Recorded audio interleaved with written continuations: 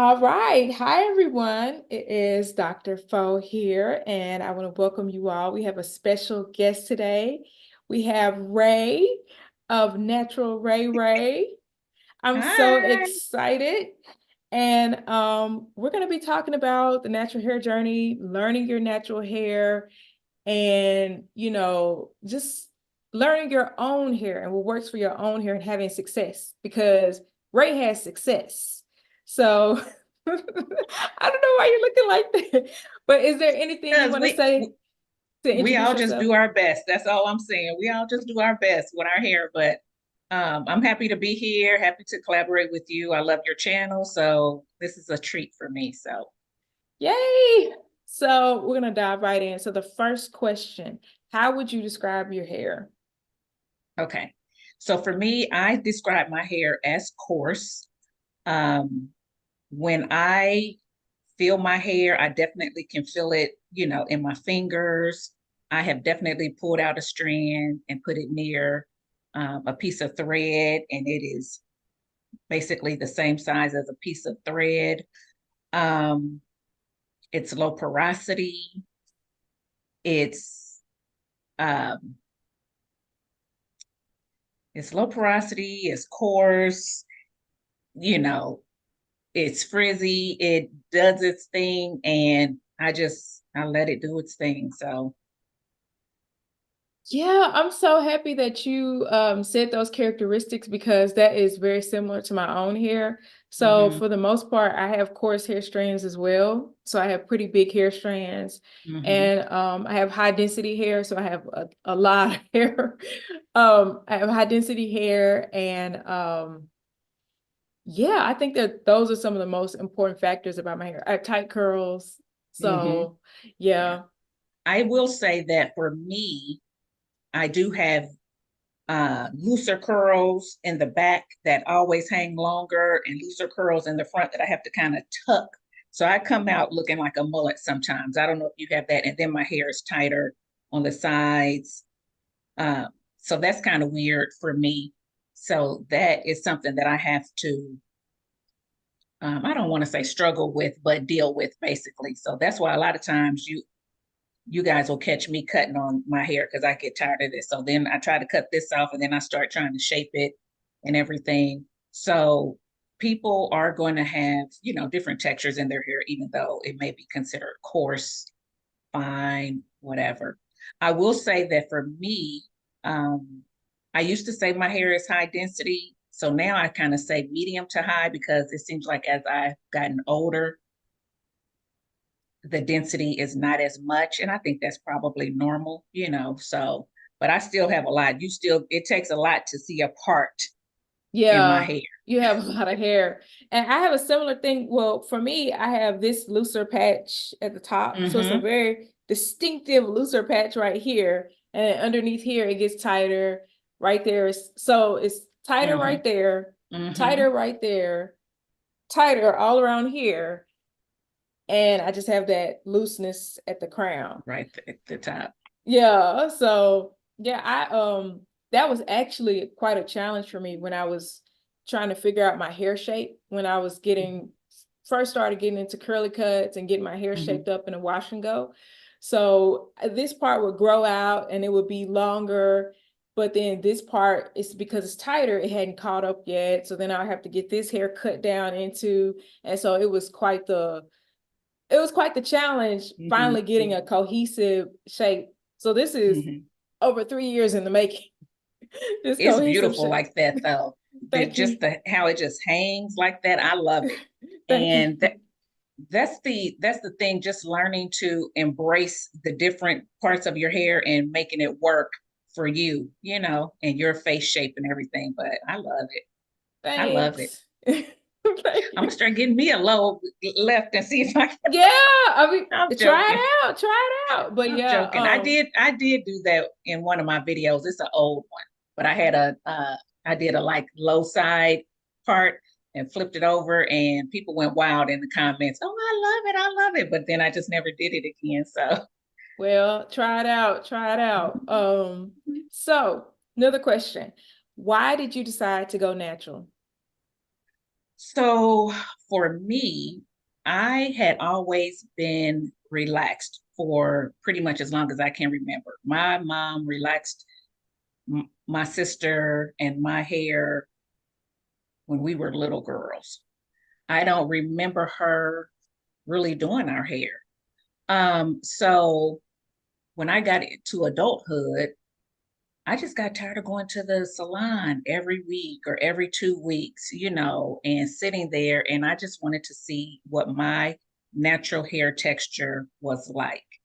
Um, and it was around the time, well, it was well after the time that, the natural trend, in quotes, people thought it was a trend, was, coming about. It was well after that, but just seeing that, other people embrace it, I was like, well, I want to see too what my natural hair is like and see if I can stay out of these salons and maybe save some money. Well, the money part, is pretty even. But Yeah. but I just wanted to see what God gave me basically. So I tried to transition and couldn't take the two textures. So one day I just said, I told the my she really wasn't my hairdresser. My sister gave me her. She was a natural hairstylist. I went to her and just told her to do a big chop. And that's what happened. And I've been natural ever since. That was in 2013. Okay. Mm-hmm. Yeah. The first time I went natural, I was in middle school. And so that was, I'm not the best with numbers, so I'm not gonna say. But the first time I went natural, I was in middle school. I saw a woman in a magazine with the Afro puff. And Mm-hmm. I told my mom, I said, I want that Afro puff. I want that Afro puff. And so I went natural. And when I saw that I had an Afro, I was like, yes. So I got that Afro puff. And so I went natural the first time to have an Afro puff. And Okay. then I got my hair relaxed when I got to high school because people were like, "Fo, your hair is gonna be so long if you relax it. If you relax it, it's gonna be, So I got it relaxed and it was not long at all. Okay. Um, and so I just really didn't enjoy the relaxer. I was heat damaging my hair. I didn't know how to care for it. I didn't know how to care for natural hair either, but I felt more comfortable with natural hair. Oh, So okay. yeah, I started going back natural around, well, I intended to go back natural in the 11th grade, but the woman, she said, well, let's put, a little something in your hair to give it a nice curl. She didn't know that I could have natural curls then. People weren't really discussing those type of things. So she was like, let's, put something in your hair to make it look a little bit more ladylike. And so she put a S curl in my hair. So, but Okay. she was really nice. She was encouraging. She always called me beautiful. So that was just the way that she spoke Mm-hmm. as a hairdresser. And so I had an S curl and I was growing the S curl out in like 12th grade. And so I would say I was fully natural around 12th grade, freshman year in college. Okay. So yeah. So let's go back to in middle school when you said you saw the Afro puff and you got the Afro puff basically. How were you received by your peers in middle school? Um, they weren't paying no attention. They weren't? Okay. I don't know. I don't know why, but they, you know, unless I said something to somebody, well, I take that back. I remember one time I had a fake Afro puff on my head and this girl snatched it off on the bus. She snatched that thing off. She snatched Well, that. But no, look, nobody can sway me from wanting to wear my natural. My mom put my hair in twist. I'll put little cowrie shells in it and stuff. And I don't know. okay. I don't know why. I just naturally had a desire to have natural hair. Okay. So maybe people will make comments here and there, but everybody head wasn't looking good. But nobody doing that Okay. hair for Okay. real. Yeah. I just asked because in case, somebody is watching this now who is in middle school or who have kids who are in middle school who want to wear their hair natural. Just wanted to see how your experiences were. So, it could help them. But Oh, I think something that helps during that time. Let me make sure I clear this up. When I say everybody hair wasn't looking good, I had an Afro puff. I was proud of my Afro puff. I didn't necessarily know the best way to care for it. So that reflected. It was still beautiful, but that reflected. But I would say Okay. also my peers, they really didn't know how to take care of their hair either. Yeah. And YouTube wasn't what it is now. Mm-hmm. So, a lot of us, so people weren't really grilling me like that for my hair, especially because it was thick. It wasn't long, Okay. but it was quite thick. So it still had something, I guess that people were like, okay, we're not gonna say nothing to her about her Mm-hmm. hair. But if a child right now is in middle school and they're wanting to go natural and people are picking on them, they don't like their natural hair, I would say I think it's the and other people I've interviewed, like one person, Precious for Travel, and a couple other people, they said, okay, well, they went and they looked up people with similar hair to their own online and they followed them. So I think that that's good inspiration. So even if you aren't hearing it in your day-to-day life, look to that positive inspiration of seeing other people with hair that have seeing other people that have similar hair to your own. Look at YouTube, check out, their styling videos, their hair care videos. You really got to boost yourself up because at the end of the Mm-hmm. day, you may not get that validation from home. You may not get that validation from school, but you can learn how to build it up for yourself and fortify yourself. So, Right. which is easier said than done, but it's good to go ahead and Mm-hmm. start practicing early, you Right. know. Right. Right. And I think that goes for even adults as well who are thinking about going natural because um, they may get some pushback too, or comments that may not be, you know, nice. So yeah. Yeah, I remember Okay. I was telling around that time I was telling some people at church, I told one of the ladies at church I was gonna go natural and she was like, "Oh, honey, that's not gonna look good." She said something like that and that kind of hurt my feelings, but the thing that was crazy is she had short natural hair. So, what was she talking about? Self-hatred much? But Yeah, that doesn't make much sense at all. self-hatred much? And so, at the end of the day, you gotta learn how to fortify yourself because you may not get that validation from home, you may not get it from outside home, but put yourself together and feel good about yourself. Do something for yourself, something small for Mhm. yourself, maybe a little accessory or something like that you fix yourself up to feel good about yourself. Right. So Right. I think that's super important. Right. Did you have any advice for people that may be hearing, comments from others? Yeah, I'm going to piggyback off of what you said. I did just recently do a video on my channel of things that you should know before going natural, and it covered some of that stuff.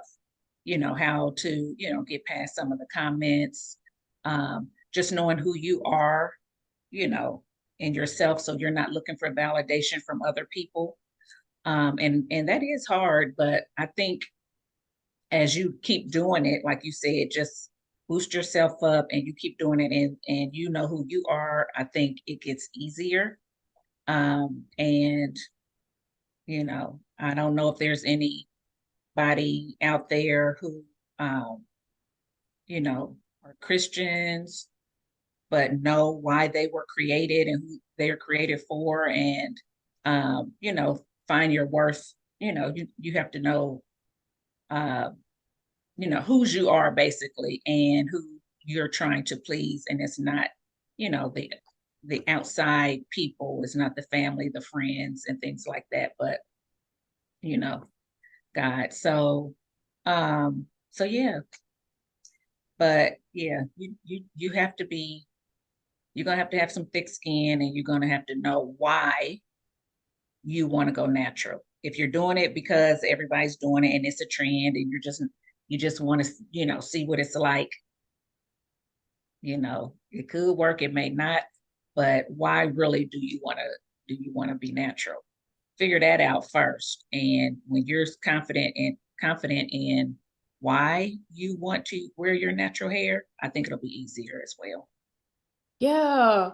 And it's so interesting. Maybe because I love my hair so much now, I don't remember maybe a lot of the experiences. But I hope that that's motivation for people as well, because Mhm.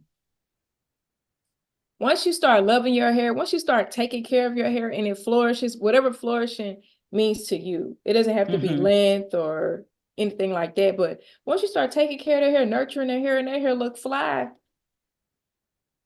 Right. Right. can't nobody tell you nothing, nothing. Right. And it really does. It provides healing, it provides nurturing, even if people have talked crazy to you in the past about your hair. Mhm. So I think that I that's will super say important. that for me, not I didn't mean to cut you off, but I will say for me, it was something really liberating about the big chop. And I'm not telling people to big chop, but I'm just saying for me, because I tried to transition and dealing with the two textures, and it was a whole fiasco when I finally had to do my hair myself because my beautician was out of town, and trying to, woo, that's what made me find somebody and say, cut it off. I can't take it. I'd rather start from a fresh slate, learning just this hair, not this and this, the two different textures. Um, but when she cut it off, it was like, it's hard to explain the feeling that I got when the hair was just cut off and I had a teeny weeny afro, and I'm just looking at the hair that I had never seen before or remember seeing that God gave me. And let me tell you, it wasn't curly. It wasn't curly. So don't get it twisted, people. People was watching, it wasn't curly. It was an afro. It looked like a man's afro, and it had a few little straight parts. And I was like, you didn't get all that. And she's like, no, I got it all. But um, it just had a few little straight parts that were kind of sticking out everywhere. And then once she put a little something in it and fingered it, it tried to curl a little bit, but it took a while for my pattern to finally come through. But I still just felt like a weight was lifted, just like, oh, I don't know why, but it was just liberating. And then I felt like in 2013 when I did it, I just felt like um there was this sisterhood that I didn't feel before with relaxed ladies. It's like when I would go to a store or anywhere outside of my home and I ran into another natural, it was like we had this common thing where we looked at each other. We didn't have to say anything, but we just had this common bond that just came through, and we, smiled at each other or gave each other compliments or whatever. It was just really nice. I enjoyed it, and I don't mean to say I didn't have a hard time trying to learn this stuff, but it was just really liberating when I got my big chop. So just wanted to share Yeah. that for people who may have been thinking about big chopping or transitioning and what it's like. That was how it was for Yeah, the first time I went natural in middle school, I transitioned. But the thing is, because I have coarse hair, and then also because it takes a bit to try to chemically alter my hair, because it's kind of resistant to that sort of thing. Um, there if you didn't know my hair, there wasn't really as much of a noticeable difference between how because my mom was relaxing my hair at home. It me. wasn't like I Oh, was, okay. yeah, it wasn't like I was getting a professional relaxer. So it was probably like a relaxer light, if that exists. So let's say it was essentially texturized, basically, possibly. Okay. And so, yeah, I transitioned. And that's another reason why I look back at my Afro puffs. They were cute, but they were, going through some things because they were still a little bit chemical. Some of it was chemically altered. But so the first time I transitioned, but then I had another big chop in 2020. And what I did, because I had done henna, and henna doesn't work for my hair. Okay. And so I big chopped in 2020. And so what I did was I got a series of short haircuts instead of just shaving my head bald. And that was hard. I was crying. That was hard. I felt so like weird because Mhm. I felt like, oh my God, I've been natural for like a decade and now I have short hair. And it's because I was blaming myself. I was like, it's because I did something wrong. And Mhm. so I just felt this sort of guilt, like I've been natural for so long and I don't have super long hair yet. And so Mhm. that last big chop was hard for me. There was some days I would look at my hair and be like, "Ooh, I look so fly, I look so cute. Look at my short haircut." But then some days I was just feeling like so embarrassed because I felt like, "Oh, I've learned so much about natural hair, yet look, I felt like I didn't have anything to show for it." But, Mhm. um I'm over those feelings now. Cause it's like at the end of the day, I know nobody can take away what I know. Cause I've had to research a lot, which we're gonna get Yeah. into later probably. Yeah. But I've had to research a lot to be able to take care of my hair. And quickly, I want to touch on something you just said. I think a lot of people don't realize the part that you just said about your hair wasn't automatically curly. Mhm. Some people they do have this reality where they cut out their hair, they go natural, and their hair is automatically curly. Mhm. You're saying that wasn't your experience. That was not my experience either. When people see this hair now, they're Mhm. like, "Oh, it grew like that." Mhm. I even have a video where I was at an event and this woman just came up to me at the event. It was a natural hair event. She just came up to me at the event and she said, "What is that?" And I was like, "It's a wash and go." And she was like, "Oh, we all wearing wash and goes, but your hair just grow like that." And so don't worry about it. It's okay. But I just brought that up because I know that sometimes they'll see the end result, like the work that you've done for your beautiful hair, or they'll see my hair, the end result, the work that I've done for it, and they'll think that, oh, your hair just grew like that. Mhm. But it takes nurturing. It takes It nurturing. does. Yeah. Yeah, Yeah. And for me, I felt like your hair has to get used to what its natural curl pattern is going to be. That's how I felt. My hair was relaxed for so long, years.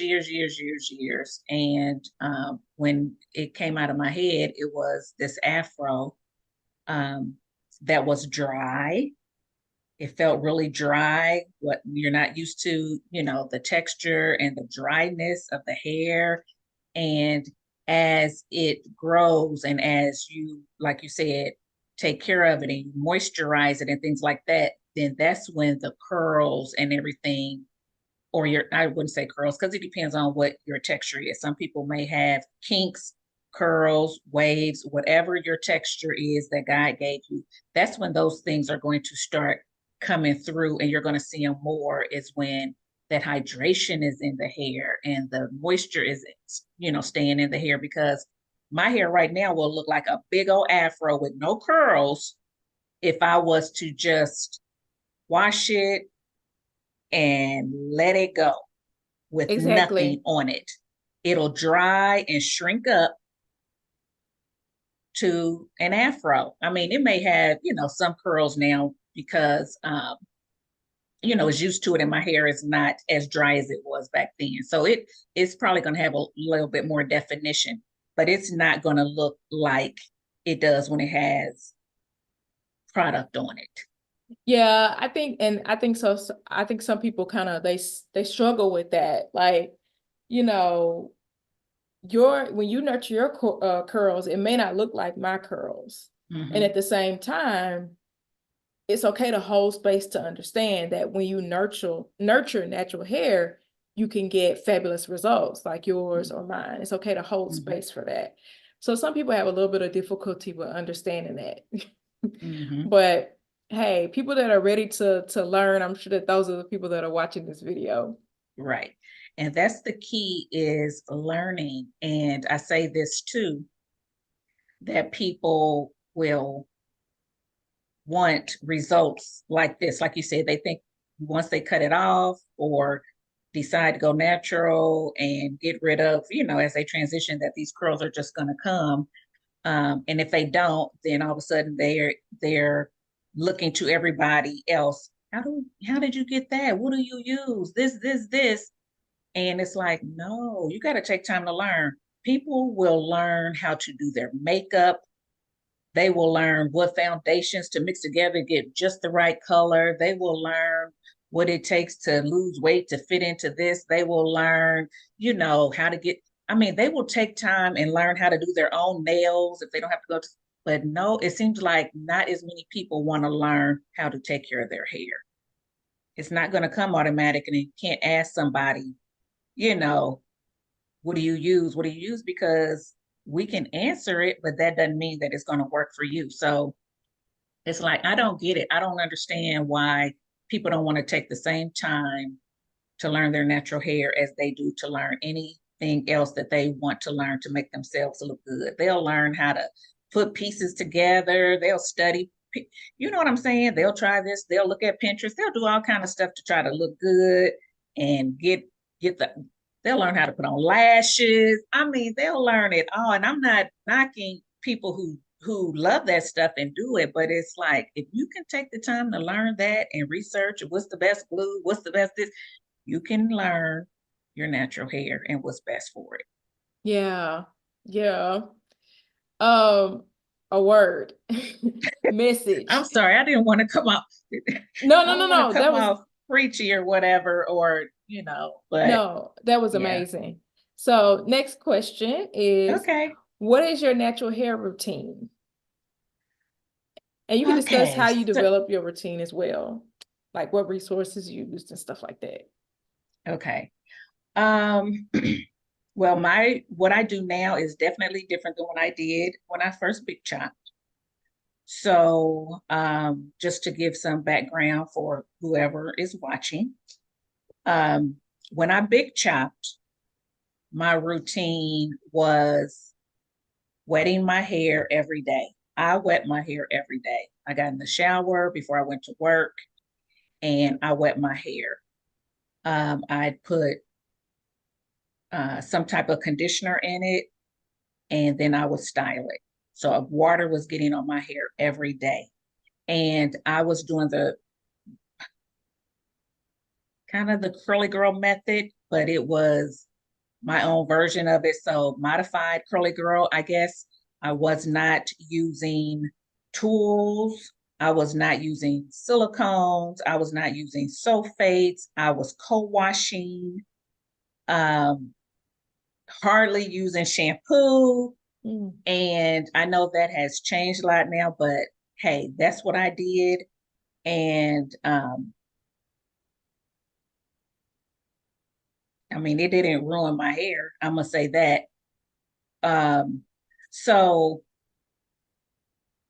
I finger detangled, and once that moisture level started to maintain in my hair, and my hair started to grow, and I learned more about my hair and techniques and ingredients and this and that, I was able to change that a little bit. So now my routine is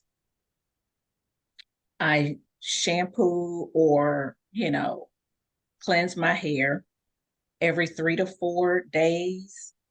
I will go 5 days, if for some reason I can't get to it the fourth day. And so I'm still getting that water on there all the time. I deep condition every time for the most part that I do my hair. Some people think that's overkill, but that is what's working for me. So I do deep condition. There have been times when I don't. If I'm in a hurry and I just have to get it done, I'll use a regular rinse out conditioner and I'll go ahead and style. But for the most part, I'm deep conditioning my hair. Um, also, um, let me see. What else do I do? Um, I do finger detangle, but I use tools more now because my hair is longer, and thicker. So, I will go in with a tool now where I didn't do that before. And I will use some silicones now, and I will use some sulfates now. There have been times when I'll use a sulfate shampoo if I didn't have a clarifying shampoo on hand, or, and I feel like I used something really thick and buttery or whatever, I'll use a sulfate shampoo. That's far few and in between, but I do that now. So I've kind of gotten away from the curly girl method in that sense. Um, but my sweet spot for doing my hair is probably day 4. I usually will try to wash on day 4. If for some reason the style didn't come out right, I'll try to at least, you know, cleanse it on day 3. I don't really want to go where I wash it and then turn around and wash it again on day 1 or 2. I try to go ahead and stick it out till day 3, but my sweet spot is day 4. Today I should be washing my hair. This is 4th day hair, It and looks amazing. yeah, it needs, but it needs some water. Um, but I will go day 5, and I can go longer if for people who want to know. I can go a week in a wash and go. I choose not to, because the longer I go, the more shed hairs, the more tangles, and I don't want to deal with that. So my sweet spot is day 4, where I still have some moisture in my hair. It's not too dry, and I can do my hair fairly quickly with not a whole lot of tangles and stuff. So, um, yeah. Let me see. Was that all of the question? Let me see. What was your So routine? where did you you answered most of it. I just want to ask. So where did you pull from to help you build your routine? Like, Okay, so um, started out with the Curly Girl. I read the Curly Girl book. Now, again, that was 2013. So that's what, 10, 11 years ago. So that, and then I watched a lot of YouTube. I watched a lot of YouTube. Um, and here's the thing, before I ever went natural, I was watching natural YouTube videos, because I was trying to learn back then, when I was still relaxed. I was trying to learn, okay, this is what I want to do. I want to see my hair, but let me see if I feel like I can do it. You know what I mean? If I can do it with my hair. So I watched a lot of YouTube videos. So some of the people I watch, I don't know if the people who are listening or who will see this video will even know some of these names. But I watched Neptro 85 a little bit. She did a lot of DIYs. I'm not a DIY person, so I just watched a little bit more for knowledge from her. I watched a lot of Quest for the Perfect Curl, who then changed her name to Elevate. She's not doing natural hair videos too much anymore, but I watched her. I try to watch people who I thought my hair was similar to, but then I watched people who I knew my hair was nothing like. I just wanted to get as much knowledge as I could across the board. Um, Mo Knows Hair, watched a lot of her stuff. Um, Mahogany Curls, I don't know if you remember her. yeah, Her, and I was like, oh, her hair looked like how mine is going to be if I happen to big chop, maybe. And I'm thinking, and then I big chopped, and I'm still watching her when she had a little teeny, and I'm thinking, girl, your hair is it's nothing not the like her. same. So we all go through trying to look at people's hair that we think may be similar. We're trying to get our hair like theirs. It's like, give it up, Rachel. Your hair is not hers. And then as her hair grew, I was like, wow, her hair is beautiful. But Minnie Marley, I just watched a whole lot of YouTube. I didn't know anybody uh, really around me who was natural. So I was kind of figuring it out on my own. I didn't really know about a lot of the people who you talk about now. I've watched some of your videos, and you've mentioned stylists and people on YouTube. I, I didn't know about them. I don't even know if they were doing it back in 2013. Um, when I started, it still was not a lot of curly, natural stylists. Mm-hmm. Stylists doing natural hair is what I'm saying. there weren't a lot. So a lot of my information just came from YouTube videos. Yeah. Gotta say it. And trial and error and me just trying my hair and me listening to it and deciding on when I needed to change whatever it is I was doing. Yeah. Okay. Well, I would say with my natural hair routine that we have a lot in common. So I wash my hair every 3 to 5 days. So this is day 3, and I'm trying to decide, do I want to wash it tomorrow or do I want to wait until day 5? Beautiful. It looks good right now. But how does your scalp feel? That's the thing. But if you It's could go, starting to I feel would a little go. hot. Oh, okay. Yeah, my scalp is starting to feel, and that's the reason why I wash my hair so often. I wash my hair every 3 to 5 days because I have a sensitive scalp. My scalp will actually start to, and I know this might be TMI for some people, but my scalp will start to have a funny smell. So I have to wash it quite often. So I do every 3 to 5 days, and um whenever I Can I wash it, stop you? Can I stop you real quick? yeah. Because I just want to get some clarification.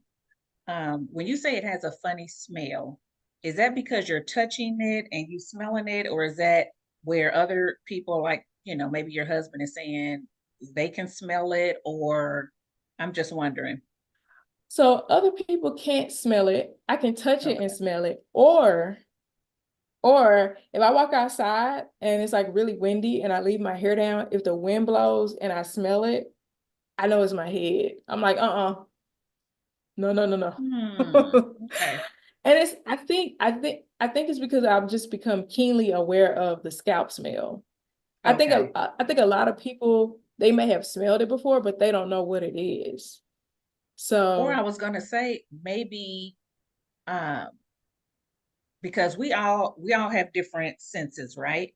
So something that you may smell that doesn't smell too good may smell good to me or may not. So that's why I was wondering, because you may smell it and it may smell bad, but somebody else may not think it smells bad. So I was just curious about that. yeah, and the thing that's interesting about the smell is it starts off kind of smelling like a baby. No. Because a baby, sometimes they have a little bit more, I guess, sebum or something on their head. But it Uh-huh. starts off smelling like a baby. And then if I let it go too long with me walking and being active, then it'll start to go into a territory where it's like, Okay. you need to wash Okay. it, wash it immediately. But Okay. and I also use it as a signal for when I need to like cleanse my scalp, because if I leave my scalp, I can develop like folliculitis. Mm-hmm. So, I'll develop like bumps on my scalp or whatever. I develop folliculitis, and then the worst thing that can happen is if I leave my scalp too long, and it can cause hair loss. So I don't want to do Okay. that. I've never experienced hair loss, but my mother has and my grandmother have. The both of them Oh, have. okay. Okay. So um, I cleanse and condition every 3 to 5 days. Whenever I condition, I do use richer conditioners. Um, I stick with fragrance-free products. And I will leave a free list of fragrance-free products down below for you all if somebody needs that. But I stick with fragrance-free products. I typically wear wash and goes. I've only been wearing wash and goes for like over 3 years now. And the thing that's crazy is I used to not think I could do wash and goes. Mm-hmm. Because before, Mm-hmm. my favorite hairstyles were Afro puff, twist out, Afro. Okay. Um, I had no idea that my hair could be defined curls. I had a very full Afro. Mm-hmm. So yeah, I basically only been wearing wash and goes, and I use botanical gels. I typically use a foam first, a foam that Mm-hmm. is not prone to buildup. And just to throw an example out there, that's the Mirabelle foam. Okay. But a foam that's not prone to buildup, because some foams are. I typically use a foam as a base, and then a moisturizing botanical gel, and then a harder holding botanical gel. But this week, I decided to experiment with just the botanical gels. And so this is like the Imba Naturals base gel prototype and her base gel topper prototype. She just released it. So Mm-hmm. those are fragrance free, even though they smell nice. They have this Mm-hmm. nice they have like green tea or something in there. But Okay.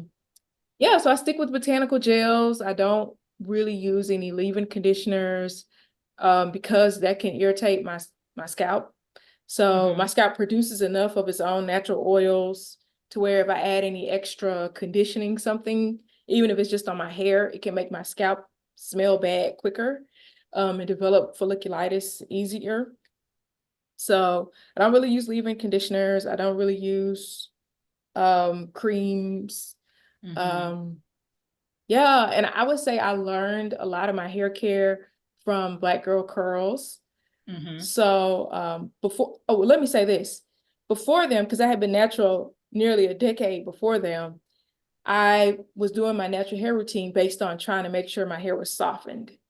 So for Right. me, I don't know if you experience this with coarse hair, but for me, having coarse hair, my coarse hair can tend to get dry and feel like wire, like because the strands are so big and they can feel like wire. And so my whole routine was focused around softening my hair. Mm-hmm. So I would shampoo and condition my hair once a week. I would put a cream and an oil on my hair nightly. Doing team too much. Mm-hmm. A creamer and Mm-hmm. creamer. So yeah, I was putting a cream on, and an oil on my hair nightly, Yep. spraying it with water, retwisting it, and then Yep. untwisting it the next day. It was too much. I was doing a twist out every single day. And so, and you know what? I remember I would look at my scalp and I would have like this white stuff on my scalp that I can like push through and peel. And Oh, it's wow. so I was causing like Build buildup up. problems. Mm-hmm. Mm-hmm. Um, but then even when I would try to put oil directly on my scalp, it would make like these scales. And I'm sure I have some type of scalp condition. I probably have like seborrheic dermatitis or something like that. But it's not worth going to the dermatologist because I've got it under control. My mom Right. and yeah, my mom, my grandmother have gone, and I just kind of ear hustle Listen. on what that. Yeah. Yeah. Yeah. So I'm like, I'm not Right. paying for that right now. I got it Right. under Right. Right. control. But yeah, my routine used to be heavy, heavy, heavy because I was trying to keep my hair soft because it would get hard so easily. And so, then Black Girl Curls came along. And at the time, I remember one day trying to pre-poo my hair with oil and my hair just snapping off of my hands because it was so dry. My hair was so dry. It Yeah. was so Um, dry. And so I was like, maybe it's the oil, but really it was how I was using it and everything else. But they came along and Black Girl Curls was like, try not using raw oils or butters, in your hair, and try not using products that are so heavy in oil and butter and things like that. And so I tried it, and mm, did anything miraculous happen initially? No. um, it took me, I would say, at least 8 months before my curls started to be defined. It took me at least mhm. 8 months, but I was so dedicated to their teachings because it's like I was finally learning basic hair care, and I was finally able to go to, I think this is the big one. I was finally able to find a hairstylist through them where the hairstylist actually knew something about natural hair. Because before that, I would go to the hairstylist and yeah, she could do a bomb blowout, but then I'll say, okay, so what am I supposed to do at home? What products do I use at home? And she wouldn't know what to tell me. Exactly. So I was like loving the Black Girl Curls thing because I used their directory. I found a stylist. When I went to the stylist, she showed me how to style my hair. She recommended products. I had never had that experience. Hmm. And so, that was amazing for me. And I kind of followed their teachings a little bit more by the book for about a year. But then my sensitivities start getting so bad. And I just was having such bad experiences with fragrance, actually dangerous experiences with fragrance. And so I was having to use whatever products weren't making me sick. And so I had to like deviate from what they were teaching. And that's when I started to really lean into a lot more of my own understanding and mix in their stuff every here and there and other stuff from stylists as well. So now I just kind of mix in stuff from different places. Back when, like I said, when I went natural, there weren't a lot of stylists who were doing natural hair. Um, there were a lot of stylists that said they could do natural hair. And then Yeah. you get in there and the first thing they want to do is like blow out all your curls and cut it, straight and tell you everything that you're doing is not right and stuff like that. That was my experience then. So I kind of, just tried to learn on my own. So I did. I learned about, you know, silicones from certain people. I learned about porosity, pH. I learned different things from different YouTubers, and then, or I'll hear them say something, and then I'll go and start to kind of Google things myself.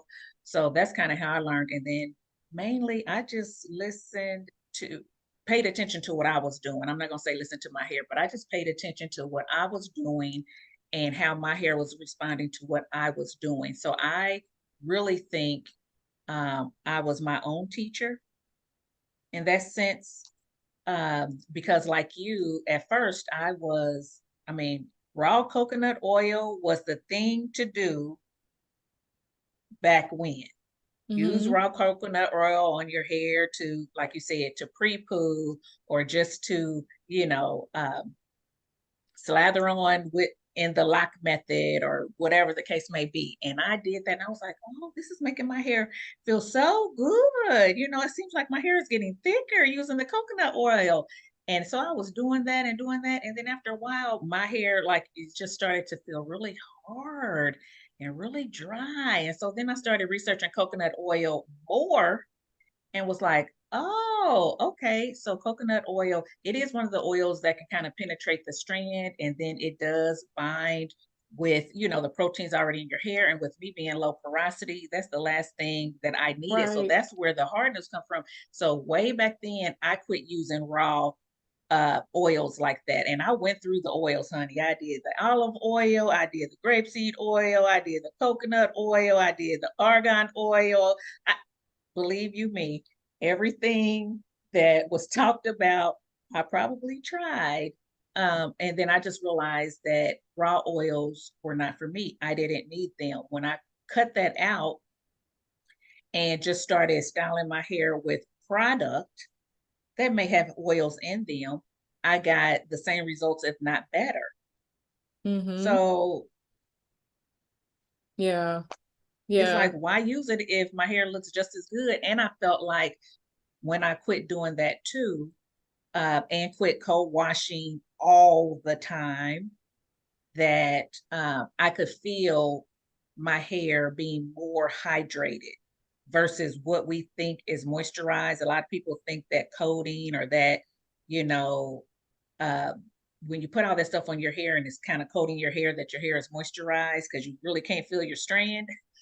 Um, I got used to, feeling really hydrated hair because I don't have that oil and stuff on it. So I cut that out a long time ago. Now I will shampoo. I still co-wash, but I definitely shampoo.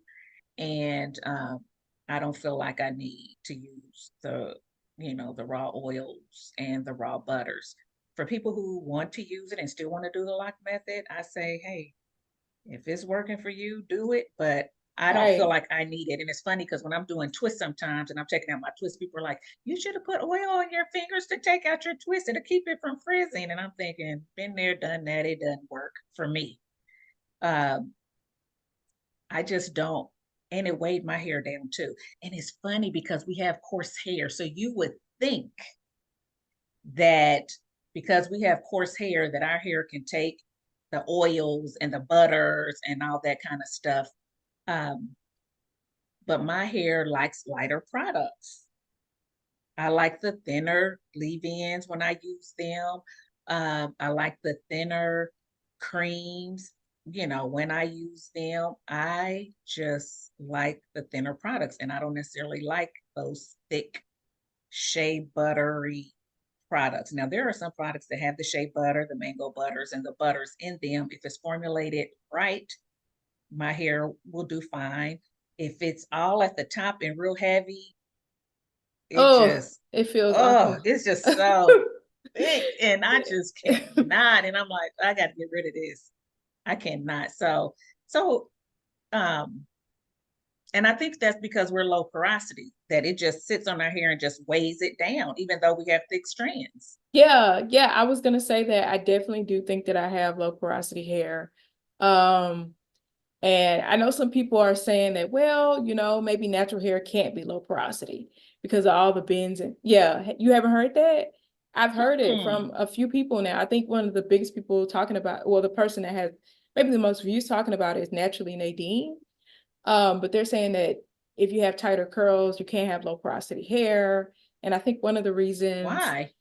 is because of all the bends and twists in our hair. So those are areas where the cuticle is weaker, the cuticle could be lifted, and so we're gonna have naturally higher porosity hair.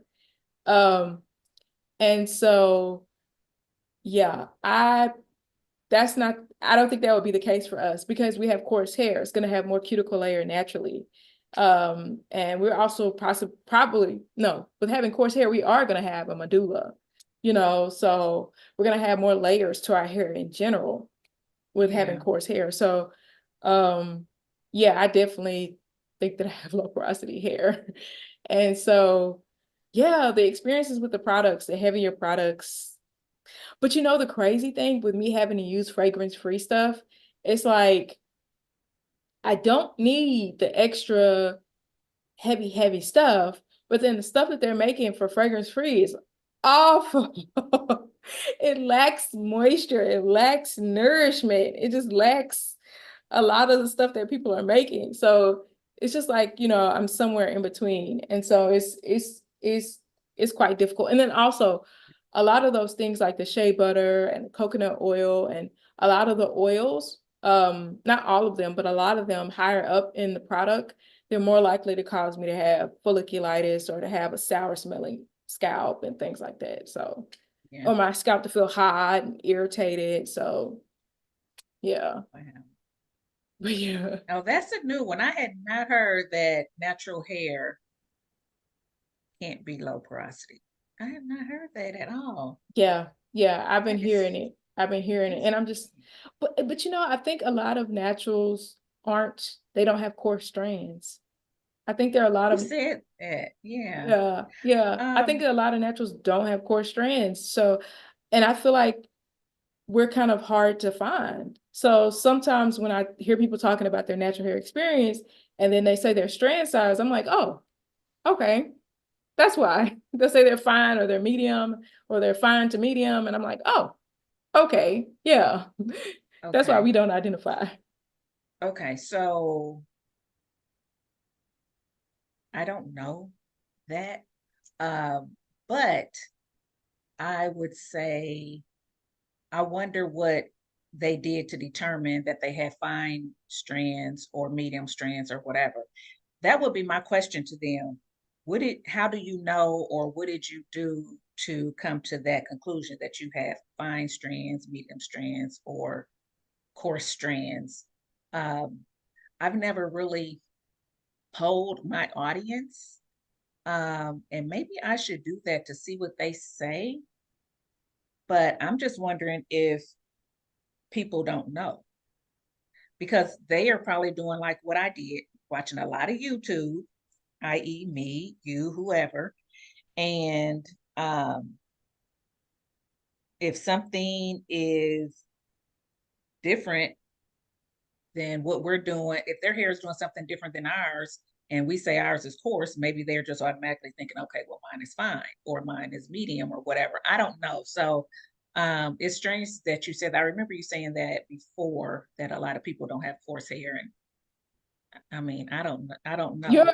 you're right. You're right. It is important to keep an open mind about it because I don't want to make any generalizations. So you're right about keeping an open mind about it. And I did do a poll on my channel. And most people were saying that they were like fine or medium. But once again, we don't know But what they're using to measure it. right. We don't know how Because people are. like even with me saying, and I spoke to you about this before, even with me saying that I have coarse hair, it is because I did, like I said, based on what I've read and how you can tell whether you have coarse hair is, um, using a strand and filling it. If you're fine, you can barely feel it in your fingers. And if you're coarse, you can definitely feel it. If I put it on my hair on a piece of paper or whatever, I can definitely see my hair. I'm not going to have to go touch it Same. for it. When I lay it against a piece of thread, I even showed my husband because I was like, well, let me just double check with him and see what he says. I showed him, I took a picture. I took a picture of my hair and a piece of thread and took a picture and said, what do you see here? Do you feel like one of these are bigger than the other, or are they the same size, or whatever? He was like, what am I looking at? I said, just tell me. And then he said, they're pretty much the same size to me. And I said, it's a piece of thread and my hair strand. He was like, what? He was like, yeah, they're pretty much the same size. Um, so yeah, I don't know what other people are doing. And that's the same as when people say low porosity, or I'm high, I'm low porosity, I'm this. It's like, how do you know? Is it buildup? Because when people have buildup on their hair, water's hard to get in. They think they're low porosity. You know what I'm saying? When that may not be the case. It could just be you need to cleanse your hair really well. Yeah. Um, so Yeah. I don't know. A lot of people don't It's know what coarse means.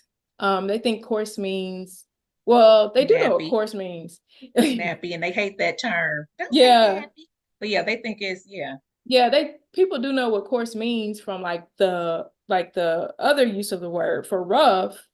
And so, they don't understand that you can have hair that's more kinky along the surface and you have very fine strands or you have medium Mm-hmm. strands.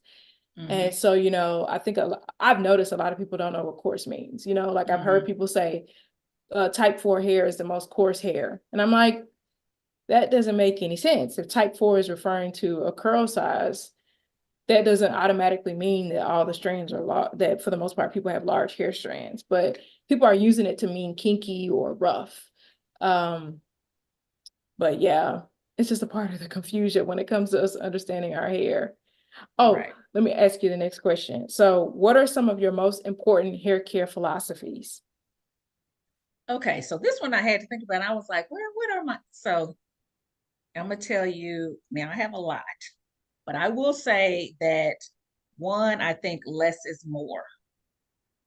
And I learned that as I went through my journey. And you talked about that too, how we just do the most in the beginning. We do the most trying to get all these results. And I really think that less is more.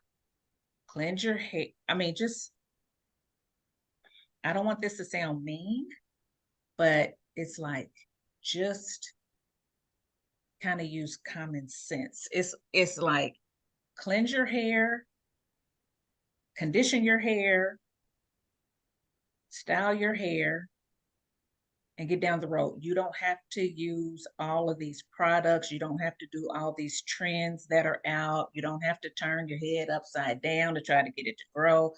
Take care of your hair, and it's going to retain length. If that's what your goal is, take care of your hair and it is going to become healthy. If that's what your goal is healthy hair. I mean, just less is more.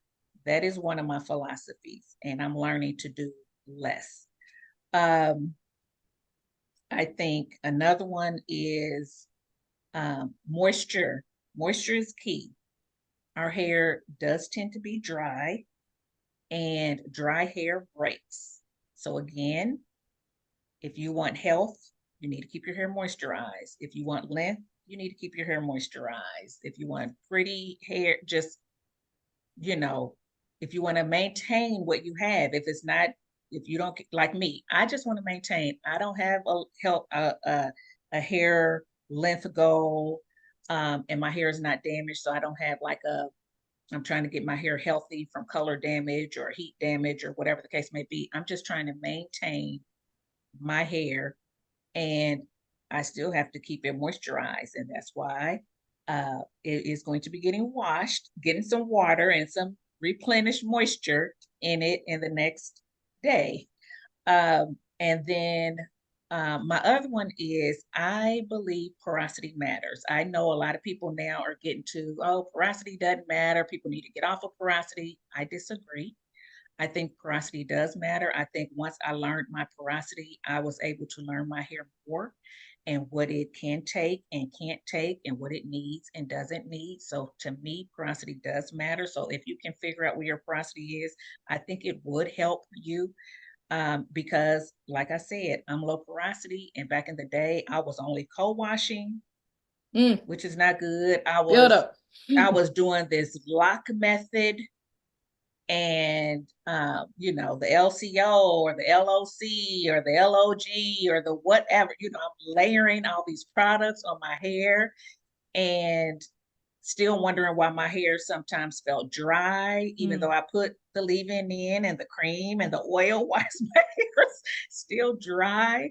And when I finally just did more research and was like, okay, let me just clarify my hair and get all this gunk off of it and figure out really what my porosity is. My hair was low porosity, it still is, and that's why I like the thinner products. I like the thinner products that can get through my tight cuticle and to soak it in, because once that those products get in there, they're locked in. So I don't have a whole lot of people, why my hair is dry the next day. I don't have a whole lot of problem with retaining moisture once I get it in there. I can, like I said, I can go 5, 6, I can go eat probably 7 days, depending on what I style my hair with, and still have moisturized hair. So I think porosity does matter, and I think it's going to help you choose the right products for your hair and the right ingredients and stuff for your hair. So that's three right there that I would tell people. Moisture, yeah. know your porosity, and don't try to do the most. Do the less, little manipulation as you can and everything, and see how your hair flourishes. Yes, those are wonderful, wonderful tips. Um, I would say for me, the some of my most important hair care philosophies is find the genre that makes sense for you. I believe that hair care is different genres.